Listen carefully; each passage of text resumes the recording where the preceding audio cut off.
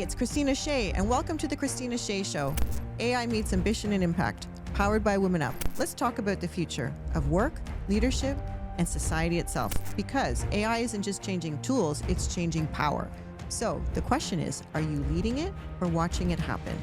And if this sparks something in you, lean in. You're part of the conversation now. Welcome back to the Kristina Shea Show, where AI meets ambition and impact. Today, we're talking about wealth, but not in the traditional sense. Because for a lot of high-performing women, success on paper doesn't always feel like success in life. So we're very stretched. I know I'm stretched, but we're carrying a lot. But we're still asking, is this actually working? But I'm still going. But I'm joined today by Gillian Stovel Rivers, a senior wealth advisor with over 20 years in the industry, founder of Flourish Family Wealth, and the host of the Flourish Feed. She's not only stepped into her father's business, she's tripled it, building a thriving practice while redefining what wealth means for modern women and families. And today, she helps clients rethink wealth beyond money into time, energy, and attention, and how to actually enjoy it across every stage of life. And what I love about her work is that it's not just financial, it's human. And that's what really drew me to you. Gillian is also a CrossFit coach, and I'm hoping that we can work out together at some point. A competitive masters athlete, a neuroscience performance coach. I really love that. So amazing. She really understands what it takes to perform, sustain, and live well. But today we're going to take it a little step further because, of course, I always have an AI lens a little bit. So we'll lean into that. But because we're in a moment where AI is changing how we work, how we earn, and how we scale, and that changes the wealth conversation, in my opinion, entirely. But so the real question is, how do we not just build wealth, but build lives that actually support it? So we're going to get into it. So welcome, Gillian. Thank you so much for inviting me here. I'm thrilled to have this conversation with you. It touches on areas that I feel like I know about, and then there's other areas that are definitely your domain. So I'm going to learn something today too. Oh, amazing. Well, we can learn from each other. And so I'm really intrigued because you've built your work around redefining wealth. And I used to work in the banking world, but I wasn't a banker. I was more investor relations, marketing, branding, communications. So I talk about money, but did I really understand it? Maybe not. But really, to me, redefining wealth beyond money is about time, energy, and attention. And I was curious, what shifted for you that made you realize that the traditional definition of wealth wasn't enough? Great question to start with. If you walk it back 20 plus years to when I first came into the business, you do the math. I turned 50 a couple of weeks ago. So I was roughly 30, just a little bit under 30. And at that point in time, you have a lot of these forms of wealth going for you and you don't even know it. And since then, I've watched, I think the number one thing that's really shaped my vision on this is I've watched clients go through different life stages and I've watched them accumulate wealth, and some of them to not necessarily the end that they'd hoped. They have money, but they still don't have satisfaction or joy or the amount of happiness that they thought that money was going to bring them. So I think clients' joy and the key to figuring out how to make that work became the first puzzle for me. And then along the way, because I was a young mother of two, business owner, trying to grow the business, replace my father, I had to find some kind of outlet for myself. And this had nothing to do with clients, but this is where I came to finding that physical fitness and CrossFit at the time was the way that I could start to harness more focus, figure out how to create more energy for myself. And it's so fascinating because the intersection of those two things is what led me to understanding and researching and continuously learning about neuroscience. So when you dig under the hood about where does joy come from and how does it happen, and where does great performance come from and where does that happen, it turns out the brain has a lot to share with us about that. We just have to ask a lot of great questions. So that's where that all started for me. That's so intriguing. Well, I have a lot of questions, so I'm going to kind of shift a little bit from that, but I really find that so intriguing because I feel like fitness, for me, physical fitness, physical motion is not only a discipline, but it helps me focus, it helps me reset, and it helps me think better. I don't know how to explain that. Yes. Rather than just sitting on the couch watching Netflix, for example. So, and it's also wealth of health, right? You're absolutely right. Yeah. And I think one of the things that you end up when you are pursuing something fitness related or creative, or if you're building a business, is you end up establishing what we call clear goals. You have goals that you're pursuing, and that focus is what gives you energy. Believe it or not, that drives a lot of your neurochemistry, specifically your dopamine. And that dopamine feeling is the one that we all love. Now, interestingly, television can also give us a kind of dopamine hit, but it's not a sustainable one. It's one that actually leaves you lower when it's finished. Whereas when you finish a run or a great yoga class or something like that, you finish that output and you feel like you have more energy. And that's a real key distinction in the different forms of what we call dopamine. It's one of the brain's neurochemicals that's either your best friend or your biggest enemy. But that helps maybe give some alignment as to why it is that works that way. That's so true, because I'm just going back to the working out thing. Sometimes you're like, oh, you drag yourself because you're tired, or you're like, oh, I have this thing to do, that thing to do. That's usually my thing, is time. But then I never, ever regret going to the gym. I regret not going to the gym or working out. It doesn't have to be the gym. It could be a walk. It could be a run. It could be anything. But I'm going to shift a little bit into your father's business, because I feel like this is really about legacy too. But also, you stepped into your father's business, but you tripled it, which I think is incredible. And so, in tying that back into wealth, what did that experience, like tripling it, growing that business, what did that teach you about wealth that you didn't expect?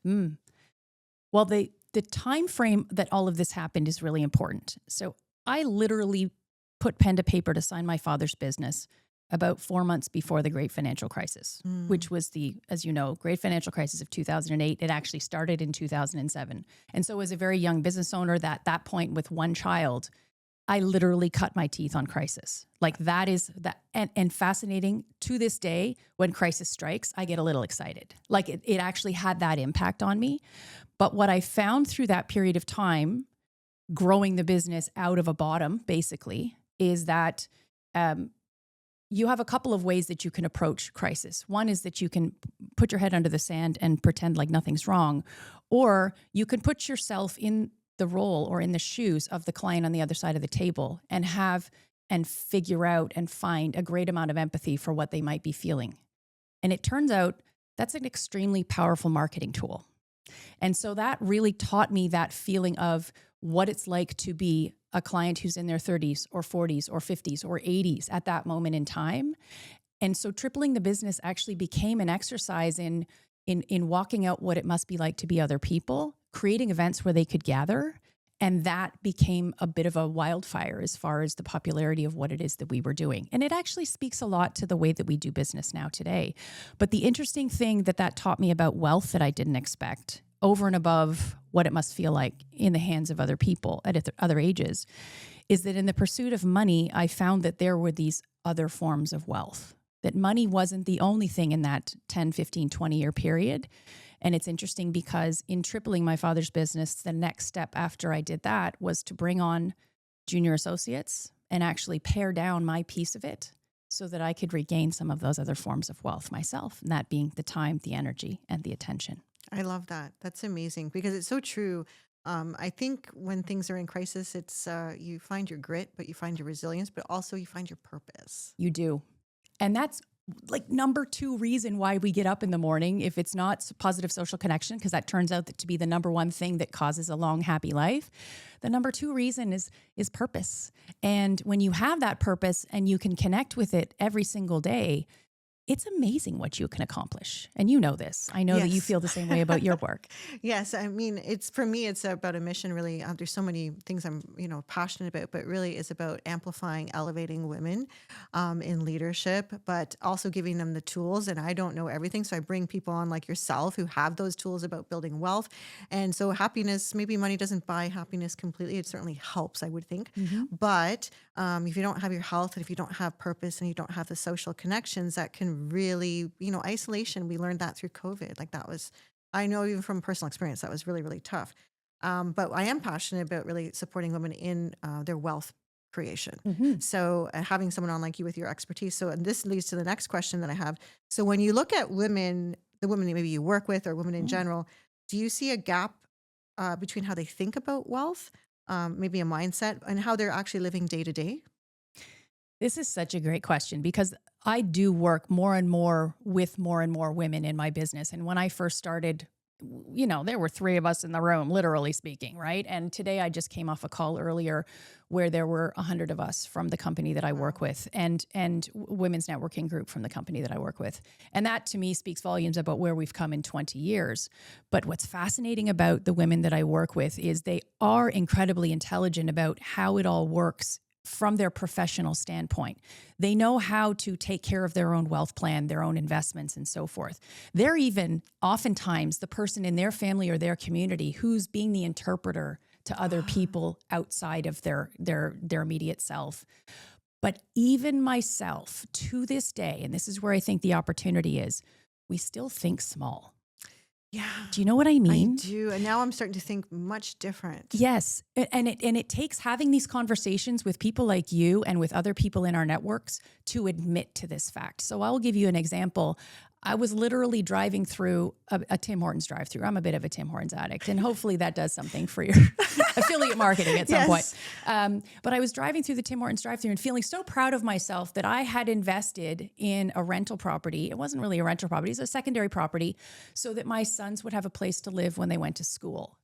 And I felt so big. You know what? I felt so great. And then I thought, but that's still personal property. You know, I think a lot of the other people that I'm exposed to in my world, and they're predominantly males, they think that way about buying a jet or another business. Do you know what I mean? Yes. Like I still think, and this is where I think the Venus-Mars power lies, is that a lot of what I consider to be a great investment is still to do with my immediate family and community.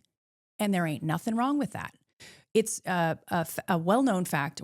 I can't remember if it's the UN or the World Economic Forum, I believe, this factoid came from, which is that women in business, women professionals, women who invest 90% of what they earn back into their families and communities. And that's just how we're wired. So now I say, this isn't wrong or broken, but how can we leverage this fact in order to solve really big problems? And that's where I think the big thinking opportunity is. Give me an example like of how you could solve like what you just said. Oh gosh, I don't know. I haven't really started down that track yet. But for example, I mean, if I feel like the best use of my money is immediately investing in things that are closer to me as opposed to things that are far away on the other side of the world, or companies that I simply want to take over because it feels like conquering is a good idea, then me investing in my immediate family and community could probably strengthen the fabric 1 hectare at a time of our country. If we had maybe more women with wealth in their hands thinking that way. And I think there's definitely a benefit and a positive to the fact that women are wired that way. And that's what I'm trying to stimulate the conversation around. Yeah, I love that. I think women are the glue. I really do. And if they have the means to do so, they can really bring people together, communities, you know, everything from sustainability to, you know, health. And now we have an aging demographic too. So there's a lot of that. I'm involved with an organization that's really supporting that because women are sandwiched in that, but is really creating that nurturing environment, but also I think with a future forward, sustainable approach where really family still is core, community is still core, but we're using our wealth and our, you know, I would say lived experience too, to bring it all together. Well, that's the Venus Mars part that I want to kind of get out there, which is that the Venus approach is doing the unpaid labor, taking care of the community, being the sandwich generation. The Mars part, which is the typically male part, is the one that actually has the money to solve some of those problems. And so in stepping into a space where we are both Venus and Mars, where we are doing the work, but we also possess the money, I think the opportunity really lies in providing some of those solutions so that we're not physically doing the work on an unpaid basis. And we are valued for bringing some of those solutions to the table to solve some of those social problems. I can't agree more because the unpaid labor thing, I think that has to be addressed and talked about because it's often the elephant in the room. I mean, women are doing that. I helped look after my mom when she was passing, but it's hours and hours and you want to do that for your loved ones, but you also have to look after yourselves because you can't pour from an empty cup either. Exactly. So, yes. Yeah. And we're going to talk about that. Believe me. Yes, we are. So actually, I also love frameworks and systems. And so maybe you can expand on that. But I did want you to walk us through the 4 forms of wealth, because I Mhm. know you have systems too, and I love that. And which one do you see women of the 4 forms of wealth? You could describe those. And then which one of those do you feel like maybe women are struggling with the most from your expertise? I think it's quite generational. I think that there are definitely different things that I'm seeing in millennial women and maybe even Gen Y women than I am seeing in Gen X or in Boomer or beyond. But I think right now the thing that most age groups are struggling with is actually attention. Mm. And this is one of the less quantifiable forms of wealth. If you think about it, let's back it up to the 4 forms. Money, you know how much money you have, or at least you should. You have a way of counting that. Time, we all have the same 1,440 minutes every single day, the same 365 days in the year. But when it comes to energy and attention, I feel like we, particularly as women, but certainly men as well, we don't really have an index for that. We don't know how much attention we have. We just know that currently it's being pulled in a million directions. And so I think that's the one that if we put our finger on it and we say, you know what, maybe that's right, and then take the steps to understanding how attention works, it's interesting how that one can solve so many of the other wealth gaps that we have. I love that answer, because sometimes I feel like my attention is all over the place, but get focused. And that's when I go back to working out or whatever. But there's so much distraction, so much noise these days, right? With social media, but not just social media, news. So to get back on track and putting that focus and that attention to whatever needs that attention at that time, I think that's the key. But also about mindset. And I really Mhm. know that you talk about, I love this muscle, money, and mindset, Mhm. because I think they really go so well together. And I love the MMM, so I love alliteration. But when one tends to break, like which one tends to break when things are off? Is there one of them that usually, or is there any pattern to that? Well, I have noticed it's not so much which one tends to break first, although I do think that attention still is true in this question, which would be mindset. But maybe we'll look at this question a different way, which is what's the fastest way back once the wheels start to fall off the Mm. bus? And in the many women and some men that I've coached, I've noticed that the fastest way back often comes from maybe it's a diversion, or it's a reemphasis on the inclusion of the muscle part into their day. And maybe this goes back to the very first thing that we talked about, which is that is a really nice way to regain focus. And what's interesting about, for most people anyway, when they are doing a form of exercise, whether it's fitness or sport, it's not cognitive. We're not listening to words so much, or Hmm. reading words, or looking at screens, or processing information the same way we do when we are looking at social media or television. The beautiful thing about movement is that it restores your neurochemical balance at the same time as you get great fresh oxygen, at the same time as you're stimulating a whole bunch of different growth hormones that bring you focus. And so I think one of the fastest way back to muscle money mindset is actually through the muscle. And that is how a lot of this journey started, as I mentioned earlier, through the CrossFit space, where I realized that was a boundless set of skills I'm never going to master. And therefore it was a great playground to lose myself in, and play being the most operative word in that whole phrase, because play is a great way of balancing out some of these other stressors we have in modern society.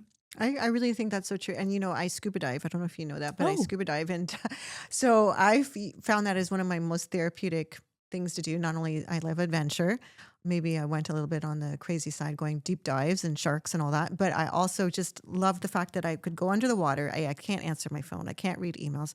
I really have to focus on my breathing for buoyancy, safety, and all of that. I'm checking my meters, but in general, I'm just also enjoying the moment. you're in And the moment. yeah, you're in the Yeah. moment, and you really can't think about anything else because you're navigating the ocean, you're navigating fire coral, fish, maybe sharks. I have come across many, many sharks, not white ones yet, but yeah, it's just, and this is the awe of nature as well, and the really being in your human spirit, your human body, right? And you're not thinking about what the headline on the news is, like, And you know what's interesting about that is we so underplay the importance of that moment.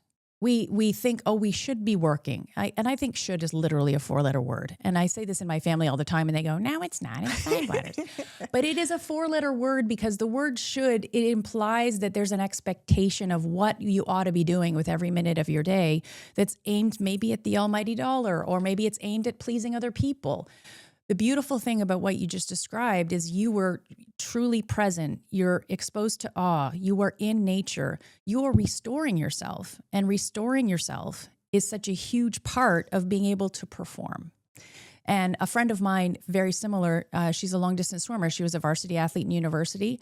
And she's embarked this year in 2026 on swimming 100 miles. Wow. 1 mile at a time. So she swims a mile every single day. And she also works in AI. She's doing this to make sure that she has the right balance between cognitive, spend on the work and cognitive regeneration or recovery through being in the water. That is a really actually important point because your brain is working hard. The mental load is a lot, and AI and everything is, you start to get, I call it AI anxiety, to be honest, because no matter what you're doing, you're never going to keep up with it, to be quite direct.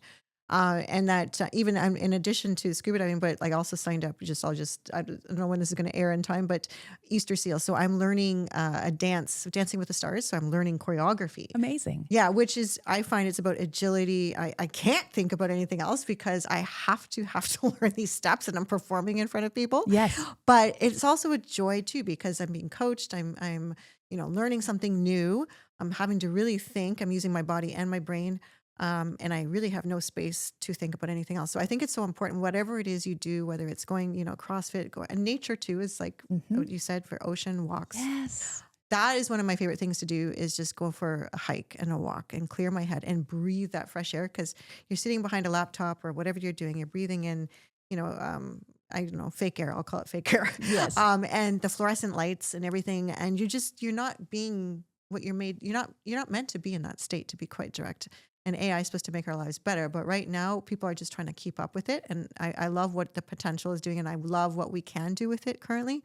But I think it's important for people to be in real life, like IRL, as I call it. So I taught a workshop this morning, but I could do it on Zoom, and I probably will do some like that. But for me, it's really important to have connections and women to connect and meet in real. I cannot do this Zoom thing much longer, even though I do meetings every day like that.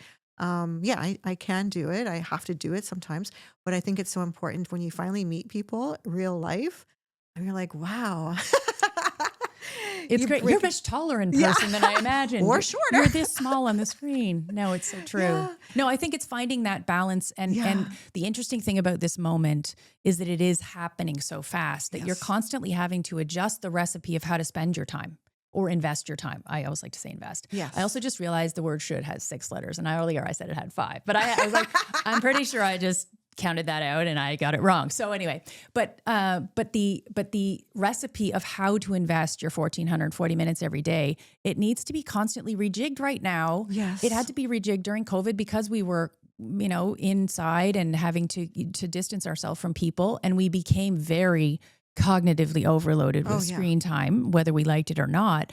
But I think it's great that we are investing more of our emphasis and our intention and our attention on human contact right now. And I think that's a big part of the answer of how do we make it through the AI revolution without losing ourselves to it. That is really a great point, because I agree, because a lot of people are going to be hiding behind AI, and they have AI agents doing a lot of the work, and systems and so on. But it's supposed to leave more time for us to be more human. But I also feel like could be doing the opposite, right? But I also feel because of that, there is a backlash. I think people really want to see real art. They want to see real people. They want to do tactile things and create. Really, those are my people. Create stuff, make stuff. And you mentioned about 4-letter words, and I am training myself not to say this one, the word busy. BUSY. I hate that day. I hate that. I'm so busy. And then I'm like, no, now I'm just restating it, which is more letters, but highly engaged. So I'm trying to reframe it. Or if it's not engaging for me, okay, maybe it's not something for me, or I can delegate it, or whatever that is. Sure. Sometimes you have to do the stuff you don't want to do, but at the end of the day, I don't want to use the word busy to say that I can't meet a friend, or I can't go for that walk. Make the time, carve it out. and just do it. And it does mean that you got to put yourself first. And for a lot of women, that's not an easy phrase to say or do or carry out. But the other thing about busy is I think we probably came through a good at least 10, maybe 20 years where the idea of I'll sleep when I'm dead and I need to work hard and this is how I show up and this is what my company expects of me. I think we're coming to the end of that. And the investment in the self and the recovery, the importance of recovery is finally becoming part of the conversation. And I think that that's a great resolution to stop using the word busy and instead recalibrate to a different word. If I'm busy, maybe I should fix that. If I'm highly engaged, maybe I need some balance. If I've worked very hard today, I deserve to go for a walk, right? Like, let's figure out what the seesaw is to that, because busy 24/7 is not sustainable and is definitely not sustainable under AI. I agree. You know, it's funny that you said that phrase, sleep when I die. I used to say that a lot. Did you? Oh, yes. Oh, well, I'm glad you've come out the other side. Yeah. And a short story is that I actually collapsed in the financial district. This is years and years ago. And I was working myself I am a single mom, and I was just go. How much can I squeeze? Right. And so I ended up in the hospital. Anyway, the doctor said to me, well, you will die if you don't sleep. So that woke me up. I still have sometimes challenges all the time, but I'm trying to really rest is where you recoup. Like I always talk about your phone, like, and people are like, oh, my phone's dying. I'm like, that's how our bodies are. We need to recharge. Right? It has a little battery indicator. We need little battery indicators. I know, exactly. So maybe that's a walk. Maybe that's a nap. That's some rest. So that takes a lot of awareness, I think, too. Self-awareness and discipline to be not only self-aware, but then how do I course correct that, as you were saying, that seesaw. So what do you say to the woman, whether she's a mom or she's, lots on her plate? How would you say to this woman, like, who feels maxed out? She can't really, how do I fit that in? I'm supposed to do this. And in this, I have to say, in this era of, self-love and self-care, sometimes I would say, yeah, that's a lot of fluff. I used to say that. I think it's so important now. But at the same time, it was something else to schedule. Okay, now I need a sleep ritual and I need this ritual and I need that. And I'm like, how do I do it all? Like, yes. Yeah. Yes. Again, I think it's a generational realization that happens. I remember being 20-something, 30-something and responding to all the notifications and feeling like I had boundless energy and, I don't need to eat. Like you, it was sleep. Me, it was no eating. I just would go the entire day because I could go. And yes, you could triple your business if you don't eat, but who's going to be left at the other side? Not much of a person. But I think the goal, no matter what age you're at, if you acknowledge to yourself, this isn't working, I don't feel my best. This is the word of the year for me in this category is iterate, right? I like that. You make one small change that you believe and that you've been told or that you've researched is going to be the most impactful. And I would say that the smallest change that you can make that is going to be the most impactful is to reclaim the exact same 7 to 8 hours a night for sleep. If you can reclaim that and you can build a ritual that helps you get to sleep and a ritual that allows you to have that healthy waking, which is immediate sunlight, maybe a little bit of fresh air. I like to use caffeine. I dose caffeine. I also love coffee, so it really turns out well for me. But I think iterating based on one small change is the way to go. And in a world where there are a million changes being thrown at you through the algorithm, you kind of have to block it out and pick one at a time and then iterate from there. Yeah, that's very much about, like, I'm a project manager to PMP, so agile coaching, right? Yes. So, or agile planning, agility. So, and also iterating, right? So if it doesn't work, okay. But that one thing, it's like habit stacking. Exactly. Yeah. I love the word habit stacking. I know. You take one small one and then you stack another one on top of it. So a good example of habit stacking for me is I do have great sleep hygiene. I do go to sleep roughly at the same time every night and wake up at roughly the same time every morning. And from there, it's coffee, cold plunge, workout at my desk. I love that. And as a result, I am in the flow state by the time I hit my desk to do, and this is the next little habit I have, the most important thing I'm going to do that day with no distractions. So I don't sit down and open my inbox. I try not to even look at my phone before all of this is done, because that most important thing, once I get it done, I am flying high. I am on so much great neurochemistry that the rest of my day, whether it's client facing or it's dealing with my inbox or it's managing compliance or tax reporting or whatever the case may be in my wealth business, I am in a great physical state where I have taken care of me and I've got my neurochemistry online. So I think that habit stacking thing is brilliant. That's a great way of looking at it.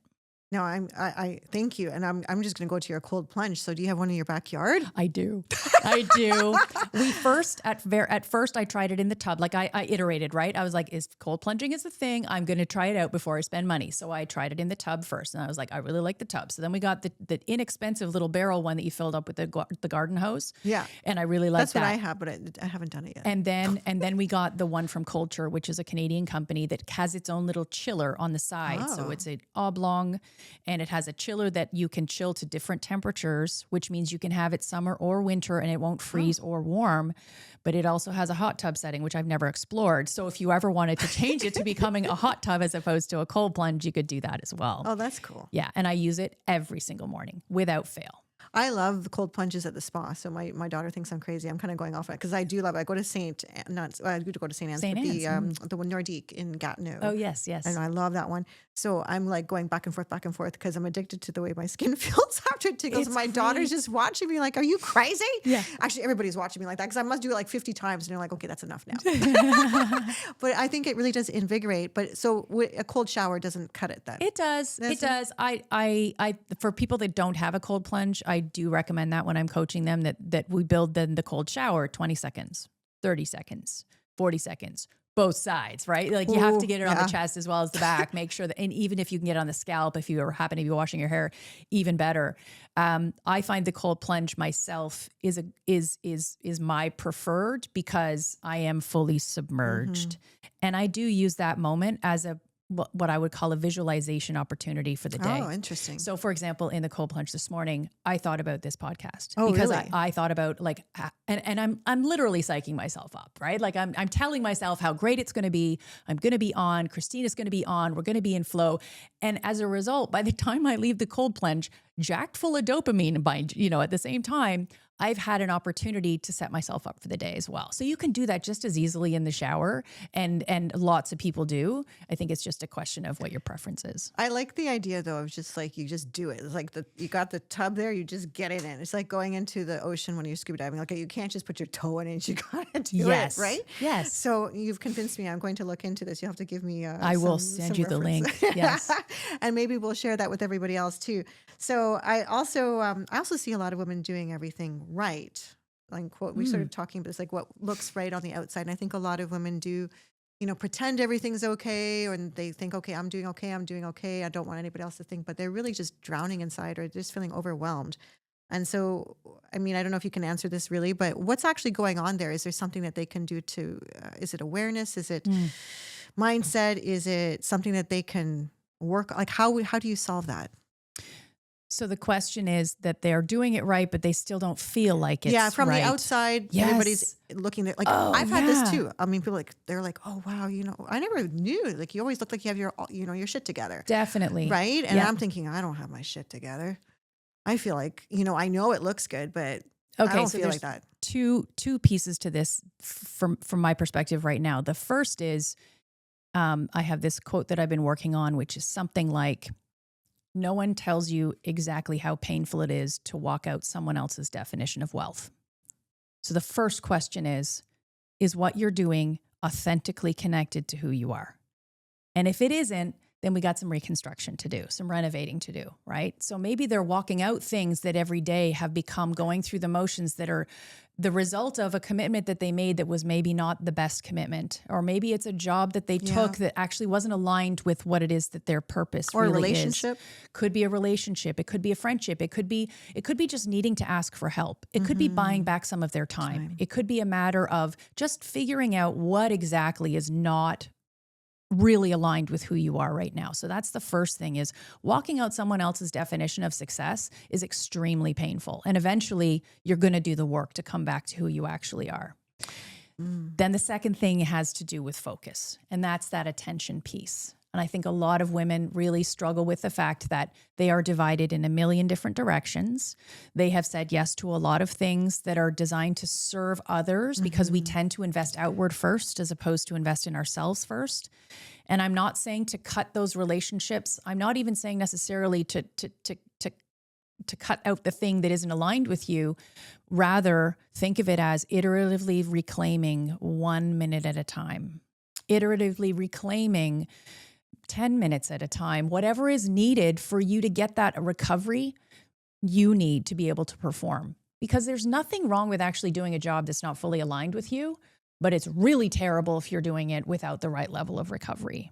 So that's where the focus piece comes back is bring the focus a little bit back to what's needed for you to be able to perform and start saying no. No is not a 4-letter word. I like that. I have a button that says no. I should show it to you one day, but it's so funny. It's a push button. It's not the easy button. It says no, and it says no in very different ways, like no, no, no, no, no, or just that's no. Funny. No, I said. So it is I think a complete sentence, and I think more women should absolutely leverage that And because be okay with that. Yeah, be okay with it. I think that is one of the most difficult things that I have learned. People pleasing, being perfect, saying yes to everything, supporting everybody else, but then you realizing that you're drained. So, but on that note about time and everything, I want to talk a little bit about AI because we kind of grazed on it. We're just going to talk very lightly about it, but really because you're in the wealth management space and high performance. So do you think high performance alone is enough anymore? Because, it is about achieving whatever those goals are and in your framework. But do you think that high performance alone, especially in the world that's moving so fast, what is your perspective on that with AI and high performance and that all coming together? My perspective on this actually predates AI, and now AI has only reinforced it, which is that when I started coaching the muscle money mindset, my goal was to help people distinguish from the difference between being an endurance athlete and a performance athlete. An endurance athlete is someone who runs and runs and runs and runs and runs and runs and runs and runs and runs and runs and runs and runs and never recovers, and it's okay. And I think that's that whole sleep when you're dead idea, right? Whereas a performance athlete practices discernment. They focus on their skill set. They delegate to expertise. They understand what they are good at. They know where they need help. They have little boundaries around what it is that they do and what other people do. And I think that's even more important in the age of AI because I don't know if I'm sure you've experienced this, but when I first started to practice using AI, I found that it got me going so much faster at what it is that I was doing that I would become more fatigued more quickly than I would had I been doing the work myself. It's like I felt the work of the AI because it took me further faster. Yes. And therefore it's become even more important to practice this word that I use, which is called discernment or performance athlete. What it is that I do, what it is that other people do. I'm not an endurance athlete. I'm not going to use AI 24/7. I'm going to use AI in very, very specific ways for very specific tasks. And I'm mindful about that. And that discernment, I think, is going to protect us from a whole new pain of endurance athlete, which we don't want to feel. I love that discernment, and I totally agree with that. Go, go, go, go, go. And if you just keep going, obviously you're going to burn out or break down, even worse. So that is in discernment. So my word of the year, I don't know, did I say that in the beginning? I don't even know now. Ascend. So ascend, because last year was abundance. Whether I reached abundance, I don't know. It was maybe a pie in the sky thing. What abundance means, but I think I did. But what it brought me to was ascend, and it wasn't about rise, because I thought, okay, I want something a little more discerning than rise. And ascend to me was about intention and discernment and understanding, what my strengths are and maybe what that I should not be putting my foot into or getting into too much because it's maybe not my zone of genius. Yes. And then surrounding myself around people that think like-minded, because I think that is also a really key thing. Discerning your circle. I think I learned that more and more as I grew older, but also during COVID, because you were with these people and you're realizing this, I don't think like them, or I don't want to think like them. Yes. And how can I reach goals if I'm always, in their zone and I want to be in this zone? And sometimes pushing yourself to be uncomfortable, talking to people that maybe you wouldn't have talked to in the past because you're like, oh, that was a great talk. I talked to you because I was inspired by your keynote at McMaster. So I'm like, I'm just going to go up and say hello. Maybe I wouldn't have done that a few years ago. I don't know. Yes. So I think, just step out. And the other thing that I think that speaks to is something I've been saying a lot lately, which is the power of the pause. When you actually stop and listen, you hear what the other guy's good at. And then you go, ooh, I'm going to keep that idea for later. You know what I mean? Whereas when we're in this endurance mindset, we don't even look around to see who's available to help. And if there's something wonderful about women is that they are very co-elevating. They are very co-creative. They do know how to draw on other women when they feel safe to do it, but not so much in the professional space. And that I think comes down to just feeling like we're clawing our way to try and get noticed and make sure that we're relevant. So I think that's another superpower, is this power of the pause, to be able to hear what the other guy's good at and then enlist them as one of the Marvel superheroes who's going to help so that you don't become that endurance athlete. You can remain in your zone of genius, as you called it. You can be the thing that you're best at, and they can bring what they're best at. I think that's so key. And then what you also said about AI, just go, go, go. And I feel like some people think they have to go faster, go harder, go. It's supposed to be able to create more time for you to be in your zone of genius. And so I think that's, I think it's so relevant for people to take that pause, and also to reflect on yourself, right? Like I think, so AI, my show here is AI, ambition, and impact. So to me, AI should bring your ambition together with intelligence and your own intelligence and your zone of genius, but to create positive impact, whatever that might be for your life. And I had just came across that. I didn't even create that with ChatGPT or anything. I was just like, what does AI stand for? To me, it should be ambition and impact. Oh, lovely. Yes. Yeah. So, because it can mean so many other things. And I think it's so important for women to be at the table right now, talking about AI, leading with AI. You don't have to be a programmer or a developer, but you have to be at the table with governance, with strategy, but also making sure, I feel like women, we are the nurturers. We are looking after our families. We want to still keep that safe space and also be part of the narrative on how it's being built with the guardrails, but also how are we going to make a positive impact? Yes. How are we going to bring that together by leveraging AI? Yes. Can we find cures for cancer? Can we solve homelessness? Can we solve, toxic behaviors? Yes. Patriarchy, I will say that. So, because for a flourishing community, we need both men and women to be collaborating, working together. We do, and the couple things I have to say about that, right? They do have a little bit to do with my age and stage in life, but the first is that as part of the guardrail conversation, women need to become so aware, especially as you enter perimenopause and menopause, that AI can create cognitive debt. AI can literally steal your brain. Just think about it. If you start asking AI to write emails for you, I'm sure you've read this study. Oh, yes. You very quickly forget how to write an email. And not only do you forget how to write an email, but apparently when you go back to try and relearn again, it takes you longer to learn because you've basically outsourced your intelligence to the agent. Women cannot afford to do that. No. We need to not do that way. And I know you tell your clients this, but we need to be so careful about how that impacts us, but therefore we need to be the voice of those guardrails for the sake of the other generations and also for men. The other thing I had to say about that as it related to AI in space, one of my podcast guests from earlier this week, she was mentioning, because she works as an AI architect herself for a very specific social problem that I think is marvelous. She's trying to solve the intersection of disability benefits for people people with limitations in Canada, accessing those benefits, navigating the investment system and navigating the tax system, as well as the medical system itself. So creating an AI architecture for that. And she's around my age as well. And she said, you know what? One of the most powerful things you and I could do, Gillian, is to remind women our age who have gathered all of the knowledge of a particular niche area of what it is that they're good at, that AI is there for the taking to help us put it into space. And so I think that's another powerful AI conversation that women could be having with themselves, which is, what am I really good at? Mm-hmm. And what are the agents that can help me put that into space, bring that to life without losing my brain, without selling myself to the AI?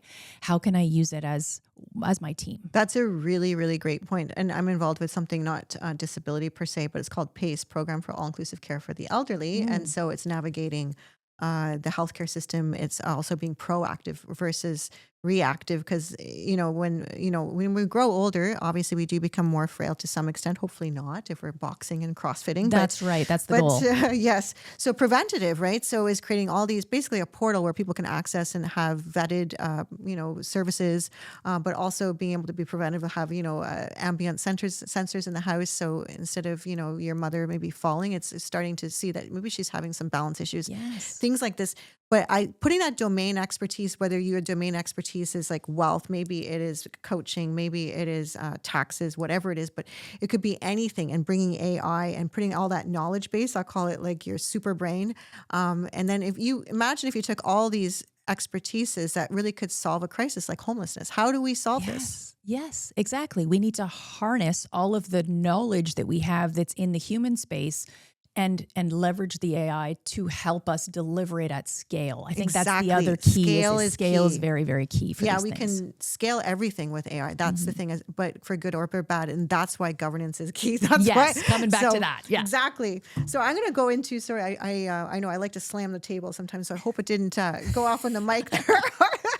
So do you think, so we're talking about AI. So this is to me really key. And I always talk about it as an opportunity for women to, like we were talking, but also as an equalizer if women really adopt it, learn it, be at the table. But do you feel the wealth gap, there is a wealth gap with women. Do you think that we can, close that gap with AI, or do you feel it might widen it? And what is your perspective on it? Oh, it's up to us. Yes. It's up to us, one woman at a time, and picking up whichever women is around us to remind them that this is our opportunity to claim it. No one is ever going to hand you anything. And we're not asking for that. I don't think I've met a woman who wants that. But they may not have been given the tools, or they may feel that the chapters have not yet been written about what it means for them to walk out their definition of wealth, for closing that wealth gap. I did talk about this at the McMaster talk a couple of weeks ago, that it is very clear that we still demonstrate and deliver a lot of the unpaid labor in the world. But there's so much that we're really, really good at that is going to be needed more than ever in a world that is dominated by an algorithm. And we need to figure out how to deliver those values and deliver those superpowers at scale. And I do think AI is part of the solution for that. So the wealth gap's not going to close on its own. It's never going to close on its own. But it's simply that the whole story hasn't been written yet. I don't believe that it's something that can't be closed. It's a matter of women who have both the capacity and the capabilities of being that traditional, call it like biological imperative driven person who's caring for their family and community, and also the person who knows how to talk the talk at the boardroom table or in meetings or with clients, and how to raise money. We need those women to start sticking together and start solving some of these major problems. And that will close the wealth gap, because women are just as likely to ask other women for help, and they don't necessarily need to be the ones that have the wealth. And that's maybe how they can get some. Yeah, I think collaboration is key. And if you can bring all of that into a collaborative model, a brain, so to speak, a knowledge brain, I love this idea. I feel like so much can be done. So I'm very, very optimistic and positive what AI can bring. And so we were talking about attention before. So I'm talking about cognitive drain. And I, even myself, sometimes I'm like, I'm just trying to do things faster. And I have to calm myself down. And I'm like, okay, take some time and just, go a little slower. But how do you see AI impacting time, energy, and attention? We've talked about that a little bit, the core things you talk about. So do you feel that it will give us more time, more energy, or it can detract? Like, I know even just, people scroll, people doom scroll, but there's also now people are like, okay, now I can do more. I feel like could be, I think there's so much positivity around AI and what we can accomplish, but I also worry that people will decline because they are just trying to just do more, fit more. That's just, draining. So I don't know.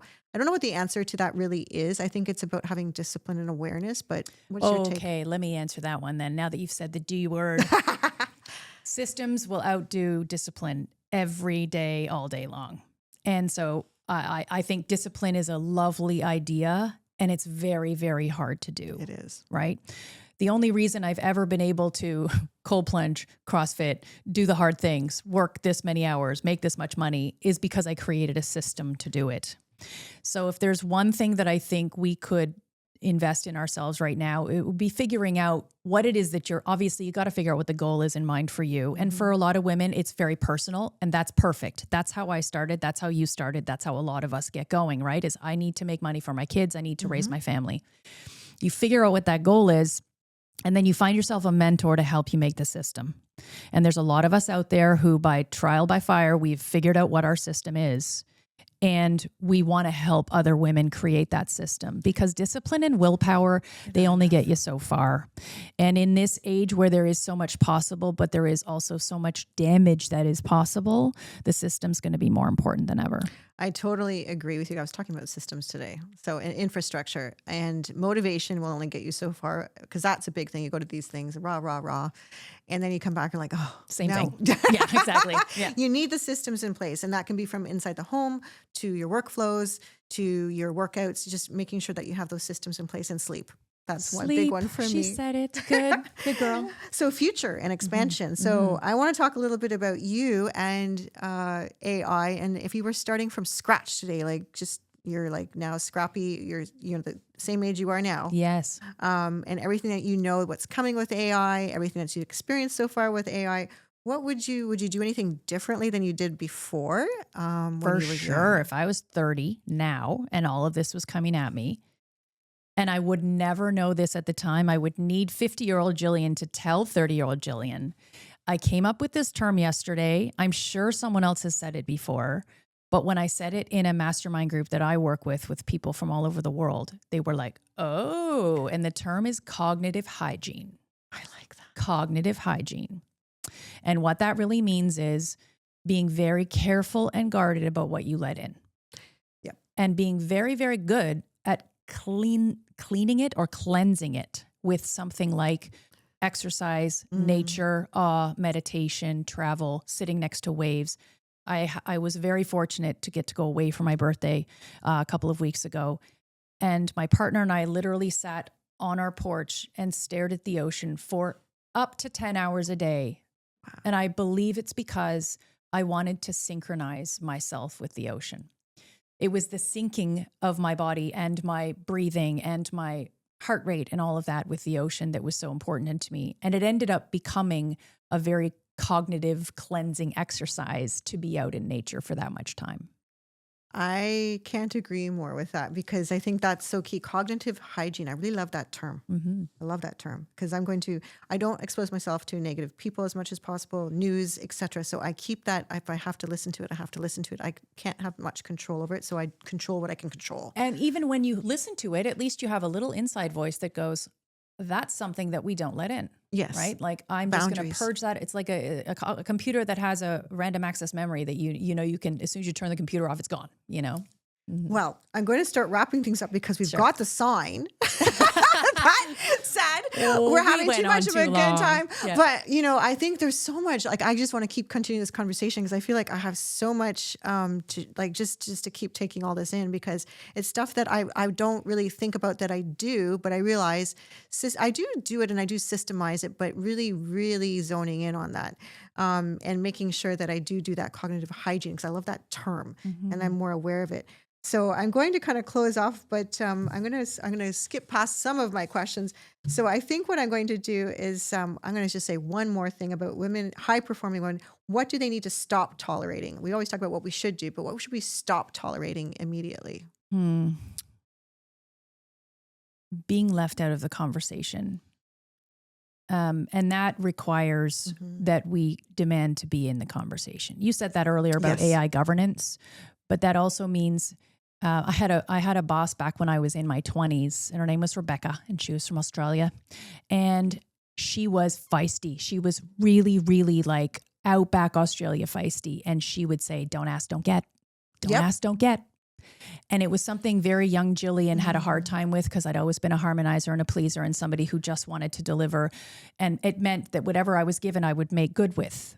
But I wasn't very good at asking for what I wanted. And the cool thing about AI is I've learned to ask for what I want because it's not a human. I'm very good at prompts, it turns out. I'm practicing on AI, and now I'm be able to ask people for what I need too. So I think we need to stop tolerating being left out, and we need to start asking for what we want. And then if you can't get it, create it. Well, that's right. You go and invent it, or you make it happen, or you figure out a way in that door. Yeah. And then bring them with you to create that. But I also think, like, it's enough to be participating in I'll say a boardroom table, but it is another thing to be leading it, or leading a conversation, or having a real voice that people listen to. Yeah. So it's more than participation, ladies. Get your voice heard. Absolutely. And that's so key to me Which means you got to know what you want to say. Yes. So figure that out. You can even go to ChatGPT, but use some cognitive power as well. And women. But ask other women, because they'll talk to you. Yes. And champion other women too, because it's not about scarcity. We can only go, you can go fast alone, but you won't go far. That's so we have to go together, and we have to support. So I'm going to give you one last question, because I know we're kind of getting to the close end here. So women up. It took me a while to come out with this term, and it seems so simple now. And it came from man up, because I would even tell myself, man up, Kristina. And I'm like, wait a minute. I have a sign behind me on my podcast that says "Cowgirl Up," that a girlfriend of mine got me at the Calgary Stampede one year, and it hangs on my bookshelf back there. So I love Woman Up, and it's very similar to Cowgirl Up. And it was funny, because I did ask some men about this. And they were like, man up, that's negative. I'm like, woman up. I'm like, I'm just going to start this, woman up. That means to me positive. It means ascending. It means bringing women with you. But I'm putting words in your mouth. So I was curious, when you hear the term woman up, what are the 3 words that would come to your mind immediately? So I thought about this in advance, and there are 2 versions of my answer. One is the PG version, and the other is the non-PG version. Can we have both? Yes, you can have both. Okay, I'm glad you said that. So the PG version, I've been saying to myself, and I actually had it written on the inside of a ring for myself, which is an Ayn Rand quote that I read back when I was a young mom, financial crisis, young kids, struggling to make it all work. And it was own your life. I like that. Own your life. Start owning it, ladies. Figure out what it is you want it to be, and own every single decision. And don't think anyone's going to do it for you. If they do it for you, it's probably not for you. It's for them. And that's nothing wrong with the world, but that's how humans are wired. Own your life. And the non-PG version is let's fucking go. Oh, I like that. That's the one for the ladies who have already figured out how to own their life, and we're ready to actually put the pedal to the metal. But LFG, my friend. I love that. Thank you so much. It's funny, because I do drop those F-bombs even in workshops. So I have to try not to. I just feel like it just really puts that emphasis, that much needed emphasis. And thank you so much for Jill, just everything that you brought to the table, literally today. Wonderful. And it was just such an amazing conversation. And I really want to get in the gym, CrossFit. I don't know if I'll be much of a CrossFit person, but I'm going to try. That's okay. We start small. We just keep scaling up. Iterate, my friend. Yes, we just iterate. Mm-hmm. Well, thank you. And how can everyone contact you, or Asant, or with Flourish? Yes. So how can they reach you? flourishfamilywealth.com. There's tons of information there under the button called the Flourish Feed. You can follow the podcast. You can read all of my articles. I've got a blog that goes out every single week. We also have an event coming up May 12th to 14th. The longevity dividends specifically is what this event is all about. Guest speakers from across actually North America coming to that one. And that's going to be here in Burlington. We'll have a second event in Toronto, and then also on Zoom. So you're absolutely welcome to come. This is something super important to know, is that when I do events, it's not just for my clients, and you're not going to be pitched to be my client. I really want to share a lot of the intel that we're developing with just about anybody who wants to be part of the conversation. Well, thank you, Gillian, so much. And I love the muscle money mindset, and I like the fucking just do it. So let's do it. Let's women up together. And thank you again. You're welcome. Have a wonderful day. Thank you so much for having me. Thank you. If this sparked something in you, don't ignore it. The future isn't something we wait for. It's something we step into. Thank you for being here, for being part of the conversation, and for choosing to lead in what comes next. This is the Kristina Shea Show, AI meets ambition and impact, powered by Women Up. I'll see you next time.